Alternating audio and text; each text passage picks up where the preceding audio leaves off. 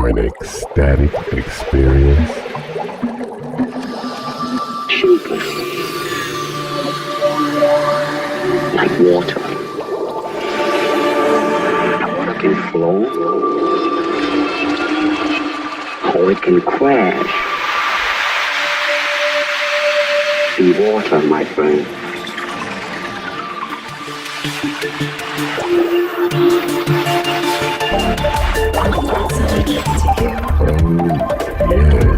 That sounds good to me. So who was Jacob Cochran? Well, referring to a website called Uncle Dale's Mormon History, has a nice picture of Elder Wilford Woodruff, 1830 missionary in Maine, who was one of the primary missionaries to Saco Maine. Also, Brigham Young was a missionary to Saco Maine, the headquarters of the strange Cochranite sect. Based on reasonable evidence, many have concluded that Brigham Young's form of polygamy initially was invented by Jacob Cochran. Further, you will discover that Brigham Young's version of the Mormon temple ceremony fused with masonry also had its beginnings in Cochranism. Jacob Cochran was a preacher, minister, and school teacher who showed up in Saco and Buxton, Maine, preaching spiritual wifery. This caused quite a stir throughout this entire territory. After Jacob Cochran was incarcerated for lasciviousness and stealing money from one of his converts, the Mormon missionaries showed up in full force to proselytize among these Cochranites who practiced spiritual wifery as part of their religion. Well, with Jacob Cochran exerting such an important influence on the Utah Mormon Church, you'd think that he'd at least have a mention in Michael Quinn's Origin of Power and Bushman's definitive biography on Joseph Smith, Rough Stone Rolling. Well, if you thought that, you'd be wrong, unless any of you can search the index of any of these books and find any mention of Jacob Cochran. Michael Quinn does mention it in a footnote, but other than that, it's completely absent. So if you have a reference out of these two books referencing Jacob Cochran, please give me feedback. Who was Jacob Cochran? Jacob Cochran, the founder of this faith, was a native to Enfield, New Hampshire. A schoolmaster by profession, he was well educated for his day, a very able and earnest speaker, and a man credited with being gifted with mesmeric powers. His ability drew big congregations for him. Churches and halls were open to him, and the man himself gained many disciples before he sprang peculiarities of his religion on the public. And then they slowly introduced these strange sexual rituals, which polygamy is credited have done to its members who thought they were joining just a regular Christian sect, line upon line, precept upon precept. As you get higher and higher up in the Mormon faith, you learn newer and newer and stranger doctrine. That's how they lasso people in, or shall we say groom people. Cochran's meetings were invariably held in the evening. They usually lasted until morning.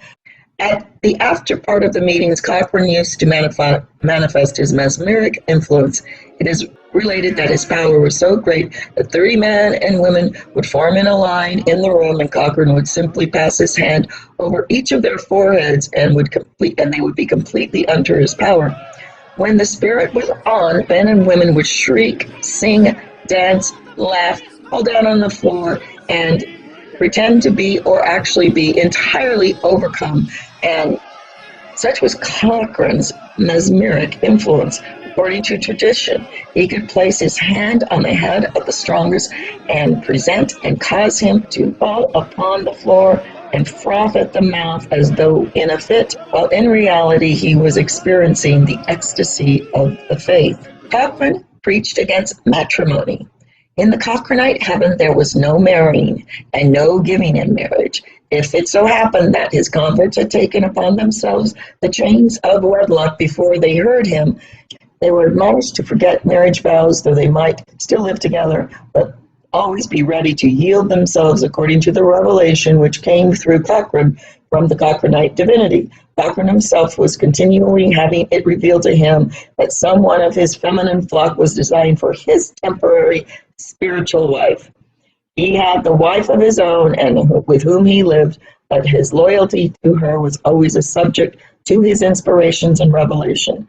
This wife evidently did not take a great amount of stock in the inspiration of her husband's free love proclivities. It is related that one evening Cochrane met one of his firm disciples and told him that his God had appeared to him and his particular disciple must exchange wives. His disciple believed him and went down to pay an inspired visit to Cochrane's wife. When she later met him at the door and asked him what he wanted, he told her about her husband's revelation, whereupon the woman answered, "You go back and tell Jake Cochrane his God is a liar." This anecdote shows how much stock Mrs. Cochrane took in her husband's revelations. However, various circumstances conspired to cut Cochrane's religious short after he had held sway over 7 and 8 years. One grand trouble was that Cochrane broke up families. Husbands objected to their wives becoming Cochranites and vice versa. The result was much domestic trouble and many separations for which Cochrane was held responsible. You could see how this would anger many people. There would be many enemies. This was later handled by Brigham Young by the introduction of blood atonement. So you just go kill off angry husband. So there was a complaint made. Preacher Cochrane was arrested and put into prison for about 5 years for adultery and lasciviousness. Okay, let's go down here and look at Mormonism. The Cochranites were still flourishing in North Saco and Buxton when the apostles of a new faith appeared. The new faith was Mormonism, and the apostles were no less famous persons than Joseph Smith, the founder of the doctrine, his brother Parley Pratt, and Brigham Young himself. Though the latter at the time he was expounded Mormonism in this vicinity was not so high in the church as he afterward became to be, and he's talking about Brigham Young. It was something about 60 years ago the Mormon craze raged here, and Mormonism as preached by Joseph Smith then was a good bit different from the creed of the other Latter-day Saints. Smith and his other disciples were after converts to go to Utah and join the Mormon tribe in accordance with the divine revelation he claimed to have had, and polygamy was not then part of the creed. Or if it was, the apostles were shrewd enough not to preach it puritanical Saco. Smith, Pratt, and other Mormon emissaries are said to have been preaching in the name of Jesus. You be made whole by the power of God. The most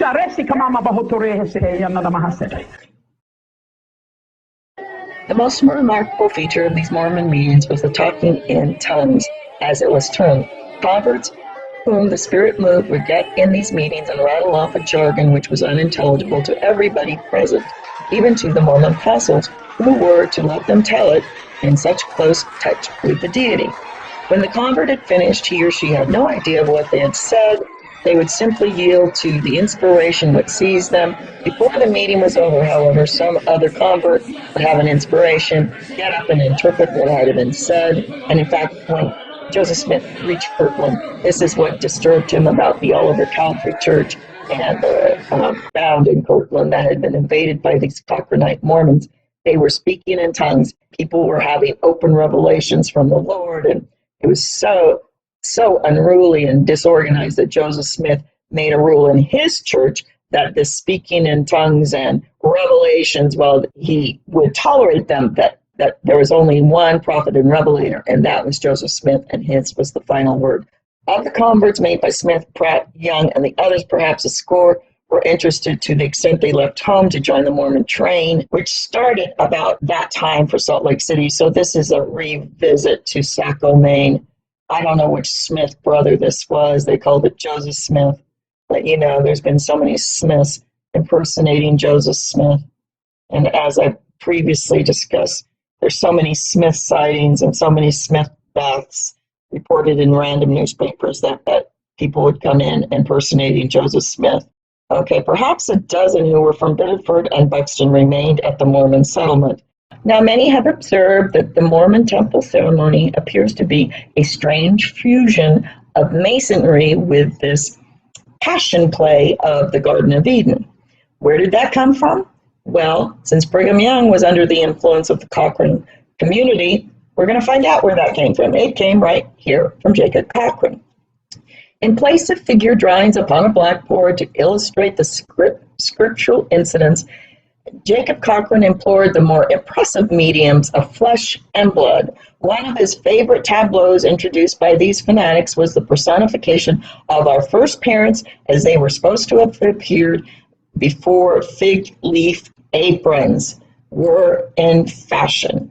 We have not found a description of the stage scenery used as an accessory to this performance, but a part of the program was for the disciples present, both male and female, to sit upon the floor in a circle while the ideal Adam, in the person of Jacob Cochrane, and Eve, in the person of some chosen female, came in and extemporized about the Garden of Eden.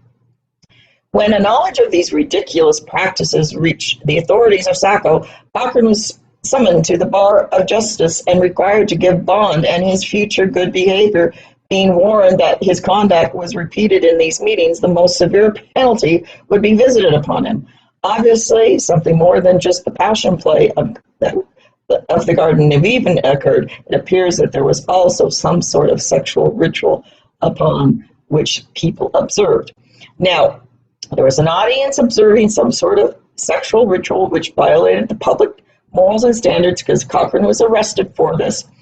And this finds its parallel in the fundamentalist Mormon church, where when the authorities went into the fundamentalist Mormon church temple, they found a bed, a marital bed, surrounded by chairs for an audience, leading many to believe that this was a participation of viewing two people having sex on a bed.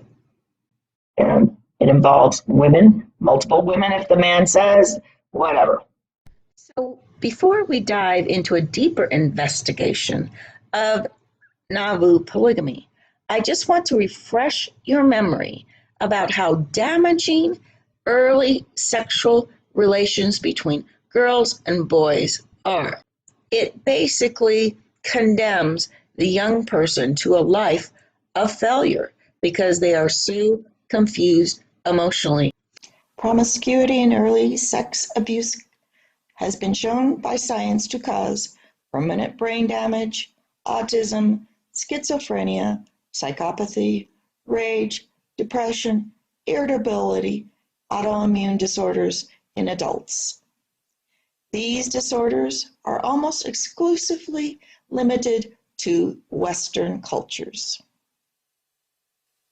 Monogamy and delayed sexual activity until the late 20s has been shown by science to produce higher IQs, emotional and mental stability. It is a predictor of financial and social success in both girls and boys.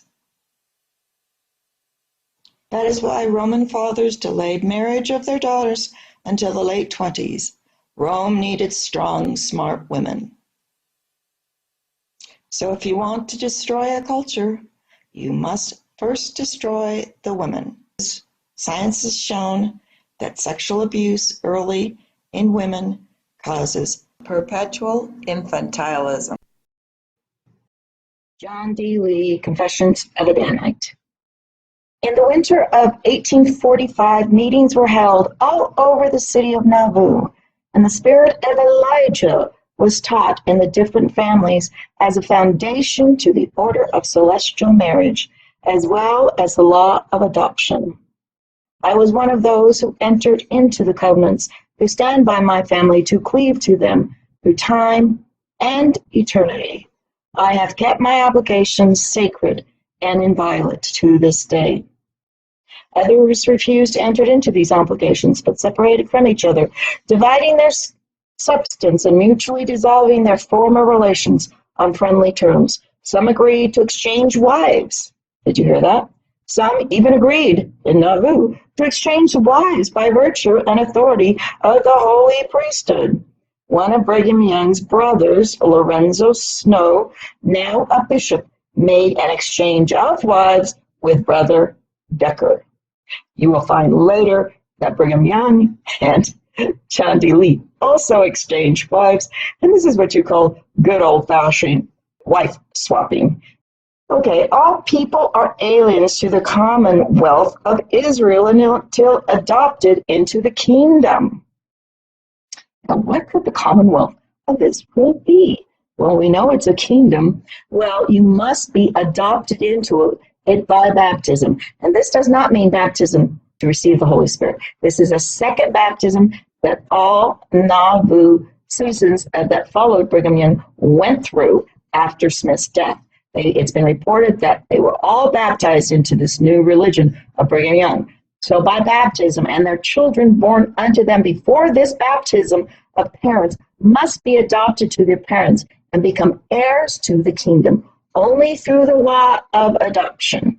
The children that are born to parents after baptism of the parents are legal heirs to the kingdom. Now remember, this is baptism to become heirs to the kingdom, not just receive the Holy Ghost, which Mormons do at 8, but this is a second form of baptism into the kingdom of Israel. This doctrine extends further. You just keep on learning more and more from John D. Lee. I've read this, I don't know how many times, but until you start to understand the historical sense of what these people are writing about, it goes clearly over your head because you're so preconditioned to believe the language that you've been taught in Sunday school in the Mormon church. Well, this is a completely different language that John D. Lee is talking about.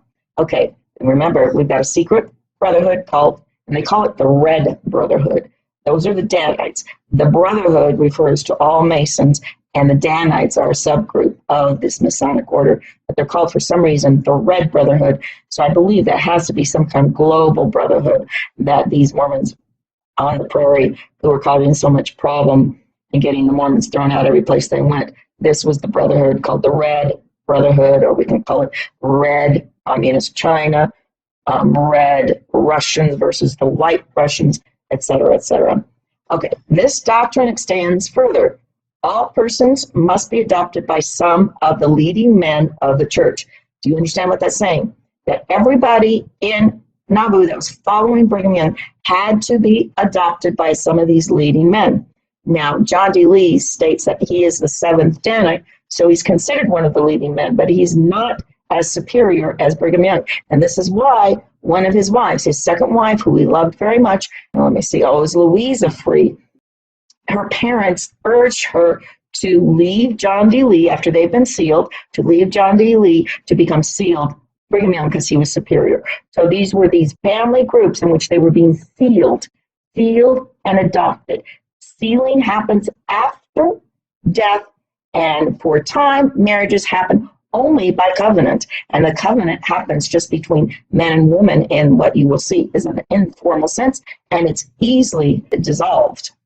These earthly marriages, as the Cochranite also believed, were not marriages at all, that you had your freedom, you could engage in free love, you can switch back and forth between men, you can switch back and forth between women, and you will see this.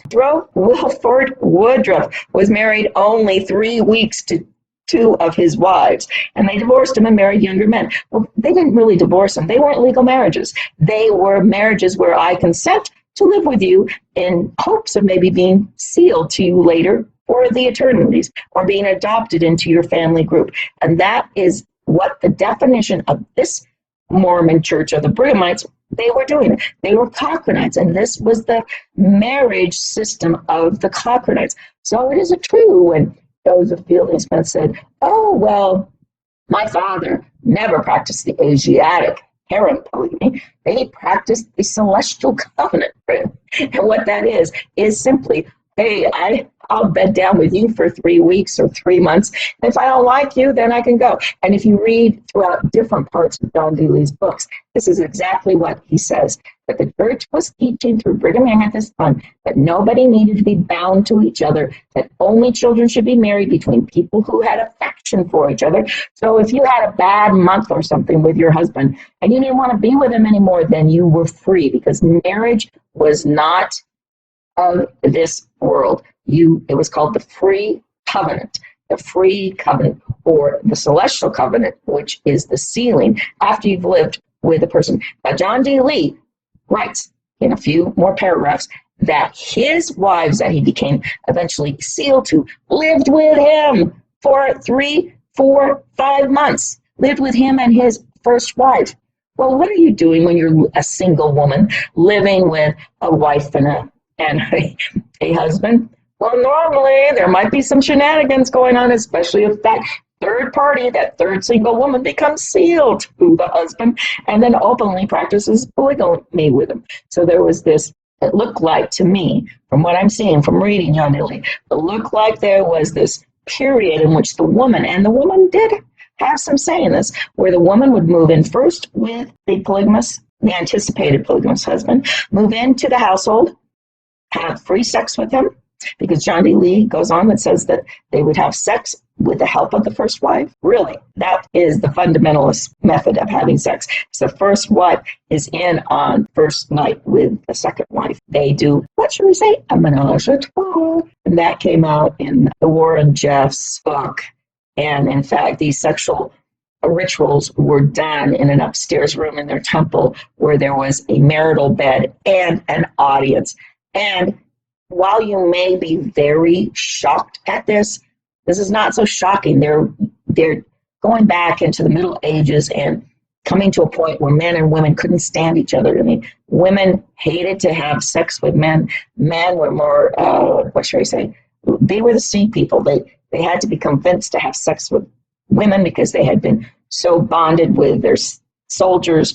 They called them the hoplites, where they were bonded with one other younger soldier and they became lovers. They fought for each other. And this was out of the sea people, Trojan tradition. So Trojan families, in order to perpetuate their tribe, had to scare or convince their young warrior men or sons who had fallen in love with other men in their battalions to please have sex on your wedding night with this fine young Trojan woman we've mated you with. And even as late as the Middle Ages, when families would unite between a marriage of the young bride and the young man, they would have an audience on the young marital couple's wedding night to make sure and to certify that they actually engaged in sexual intercourse. That is why, because you could pretend to be married and never have sexual intercourse with your husband, because these were arranged marriages, and these were arranged marriages between families. These were families that wanted to combine their wealth, combine their power, but they needed to produce offspring to continue the family line. So it was essential that it be certified by an audience and by a minister and by a lawyer that they actually had sex. So in some of these bridal rooms, there would be an audience. Now, they wouldn't actually watch. Well, probably they would. They would hear everything that was going on. But most of the time, they had curtains pulled. But there would be one legal priest that would be watching and that would certify that there was sex and there was ejaculation. And that way, then the families could be assured that they must be forced to do it again to produce an offspring. And that would be done in a regimented way until there was conception. And after there was the first conception, then these two young people could go off and women could be with women, men could be. And you see during the Middle Ages and onward that the women loved each other, but they write love notes to each other, love letters. Same with the boys. The boys would just fall in love with their companions. And, this romantic love that we cling to now is really a novel invention. Little boys and little girls did not like each other during the Middle Ages and during the Phoenician and the great banking families that were trying to unite during the Renaissance and during the Venetian black nobility. So this is where this comes from. This is the tradition of the Cochranites. Into this paragraph, the ordinance of celestial marriage was practiced by men and women who had covenanted to live together.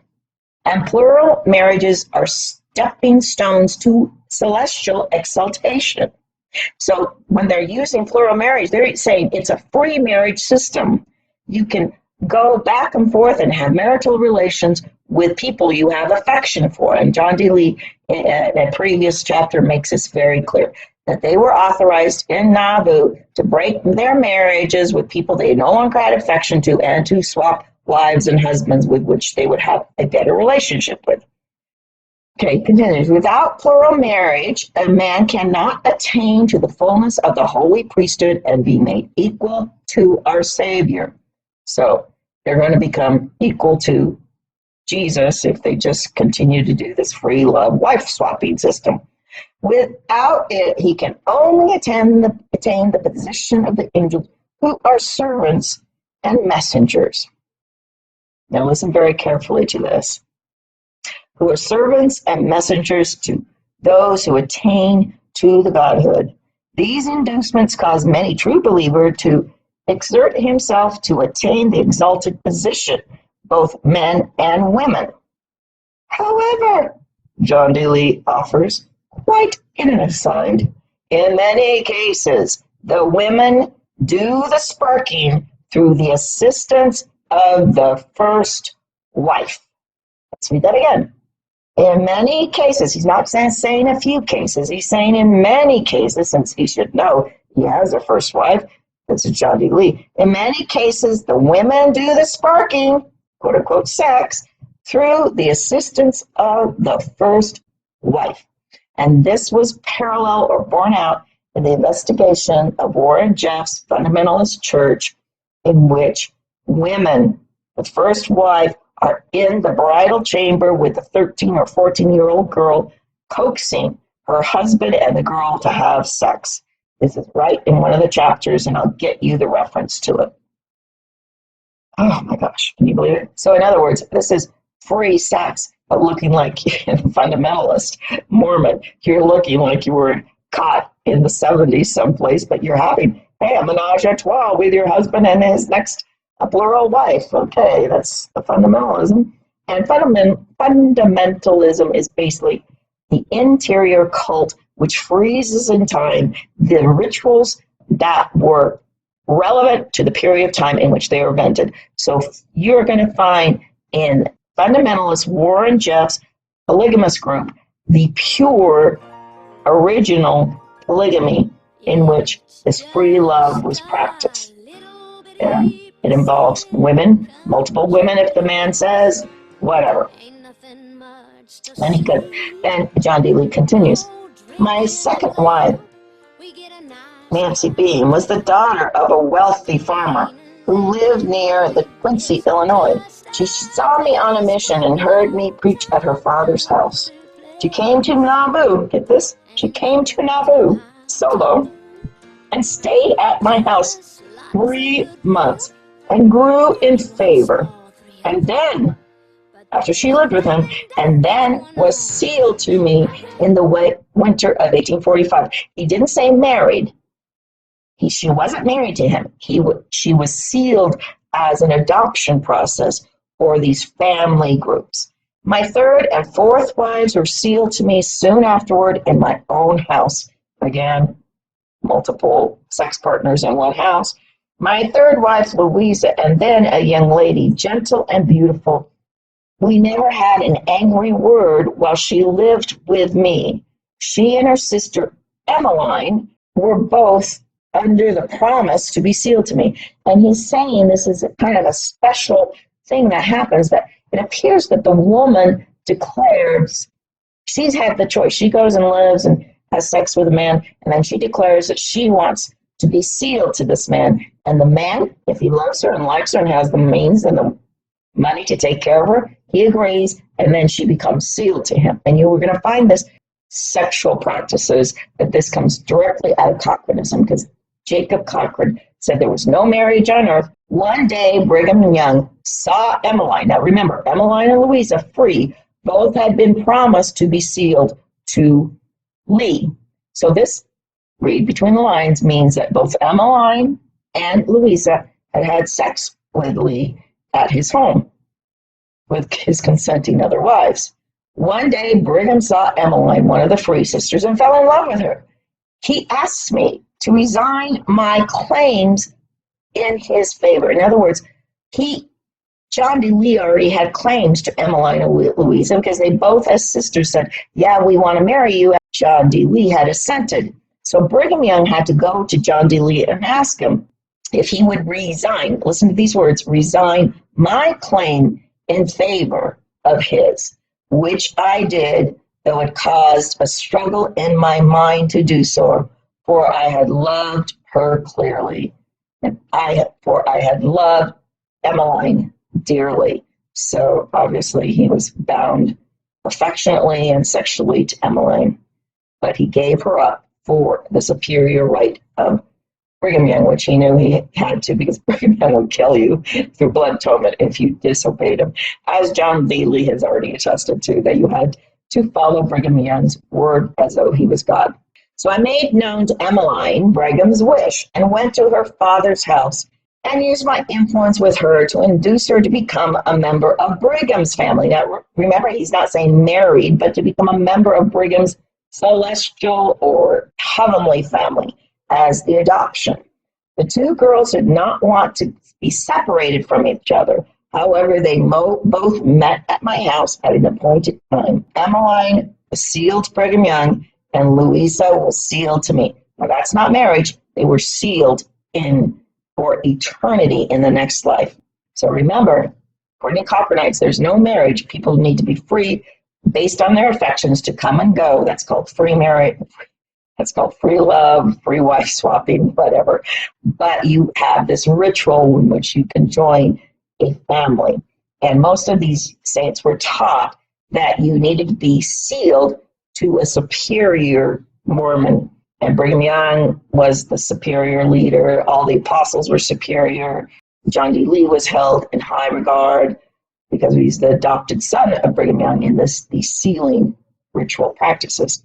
At the same time, Sarah C. William, the girl that I baptized in Tennessee when but a child, at the house of Brother William Pace, who later came to Nauvoo, stood up and claimed a place in my family. She is yet with me and is the mother of 12 children. She has been a kind wife, mother, and companion. By Louisa, I had one son born, who died at the age of 12. She only lived with me 1 year after her babe was born. She then told me that her parents were not satisfied to have her daughter sealed to one of the highest in authority, which is Brigham Young, and the other below her, which is John D. Lee. Their teasing caused us to separate. Not as enemies, however. Our friendship was never broken. After we got to, now you see, they don't say where Louisa ended up, but I'm assuming she went to live with her sister, who was now married to Brigham Young, and probably became a secret plural wife of Brigham Young. After we got to Salt Lake, Louisa, offered to come back to me, but Brigham would not consent. So I'm assuming that she's in Brigham's household. Her sister became a favorite of Brigham and remained so until he met Sister Folsom, who captivated him to such a degree that he neglected Emmeline, and she died brokenhearted. Gee, what a system. You fall in love with the younger wives, younger and younger wives. And as I told you in a previous video, I would invent a system where the women could have younger and younger men, which you see in society today. And it was also back then, the younger men were marrying wealthy widows all through history. And then the widow usually ended up dying an early death, and man would then go on to marry a second wife who was younger. I just want to go back and state what happened between Emmeline, Louisa, John D. Lee, and Brigham Young is just called good old-fashioned wife swapping, where men get together and say, hey, I'll marry, let me have your wife and you can have my wife. Cochranite did the same thing. He would be asking men to swap wives with him. Now, it could be only temporarily, and there's one. Foreign marriages at first were not made public. They had to be kept still. Young men during the period of time never knew the women they were courting were married to other people. Women they were dancing with at dances were actually sealed or actually promised to other older men. In the spring of 1845, Rachel Adora was sealed to me. The woman who has stood by me through all my troubles, a true woman, was never born. John D. Lee, from his writings, appears at this period of time to be very naive. And just going along with this whole program, although John D. Lee had joined the Mormon Church as a Danite, basically he was immediately made a Danite to fight these prairie wars between settlers and these vigilantes in preparation for the Civil War. So these were the prairie wars, and people that were homesteading would have to protect their settlements with guns because these rousing vigilantes would sweep into town, shoot it up, and try and rush all the settlers out and take over the town or the railroad mostly. They had to do that a lot to get railroad land. In the spring of 1845, Rachel Andorra was sealed to me, that woman who stood by me in all my troubles, a true woman had never been born. She's been to me a true as I have been to Brigham, and I always tried to make my will her pleasure. I raised her in my family from 5 years of age. She was a sister of my first wife. You hear this? There's no fatherly separation between children and men. All this natural affection that should be between a father and a child is completely destroyed in the system. Men will marry their own quote unquote children. And I believe Woody Allen is practicing, as well as many of the high ups in Hollywood are still practicing this form of Cochranism. And it is a system that is secret. And these fluid sexual relations are not only tolerated, but encouraged in order to gain from some strange, as we saw in Stanley Kubrick, who satirized a Mormon general who had to save his bodily fluids. And the international communist conspiracy to sap and impurify all of our precious bodily fluids. They believe they gain some spiritual power by having more and more sexual contact with these women. This is just incredible. The family system is being completely broken down, and this has always been the agenda of this particular quote-unquote bloodlines. There are many bloodlines, but they are like crime families. They hold councils and they send out instructions to each family bloodline, and everybody kind of goes along with this program. And what is the program? Well, according to Bill Cooper, no matter what you call your secret fraternity, whether it's Rosicrucians, whether it's Masons, whether it's this fundamentalist Mormon Cochranism, they all have one goal, which is to take over the world and rule it with the iron fist of their kingdom of God. Because God to them is that not the God of the New Testament, which is Jesus Christ in the Sermon on the Mount. Their God is an angry God. Their God is a Jonathan Edwards God who will destroy the evil Gentiles with one squish of his hand. And this is the God that makes them feel powerful. For an ecstatic experience. Shapeless. Like water. Water can flow, or it can crash. Be water, my friend.